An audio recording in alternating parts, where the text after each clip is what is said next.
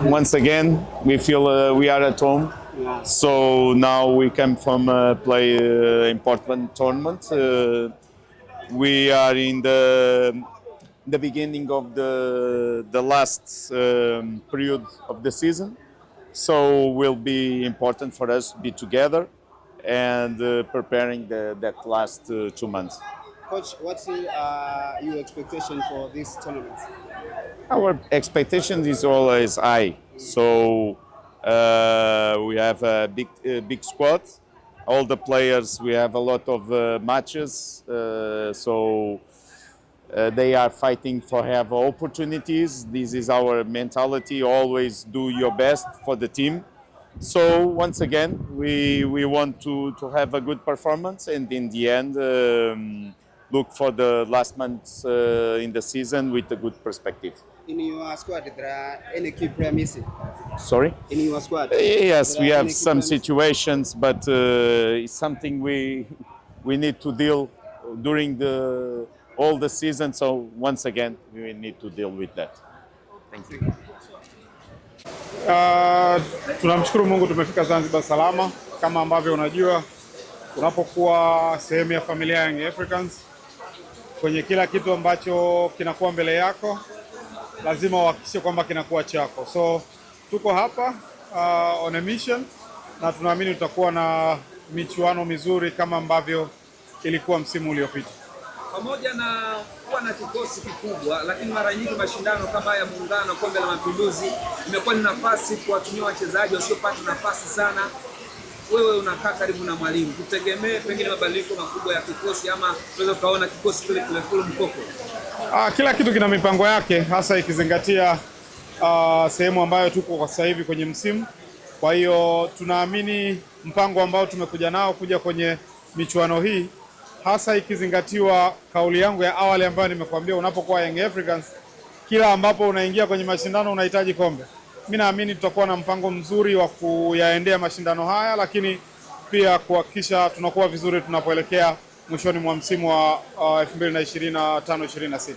Kumalizia, Yanga wanasema na DNA na makombe, lakini hili ni kombe ambalo mnalitoa msimu uliopita na pengine mtakuwa mnalihitaji zaidi, na ratiba yenyewe imebana. Nguvu yenyewe mnaiona ya kulitoa kombe tena kama mara nyingine? Nguvu hiyo tunayo na nia hiyo pia tunayo, na mpango wa kuweza kuhakikisha tunatimiza malengo hayo pia upo. So tusubiri kesho jioni saa 1:30 dhidi ya Mwembe Makubi City, mechi yetu wa kwanza, and then baada ya hapo utaona nini ambacho kitafuata. Shukrani.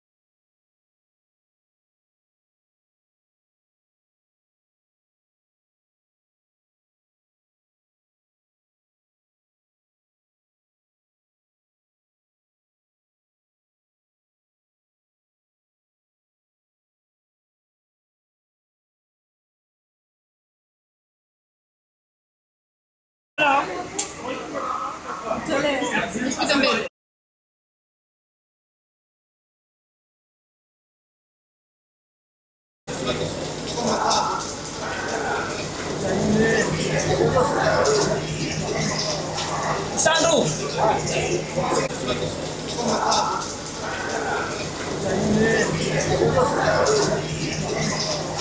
Sandro!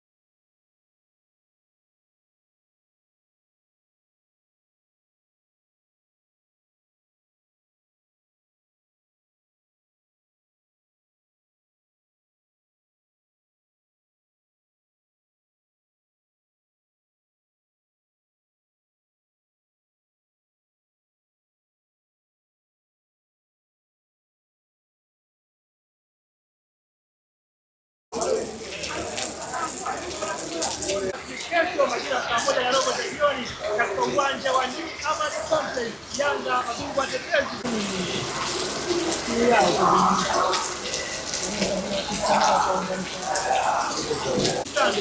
TBC Zanzibar.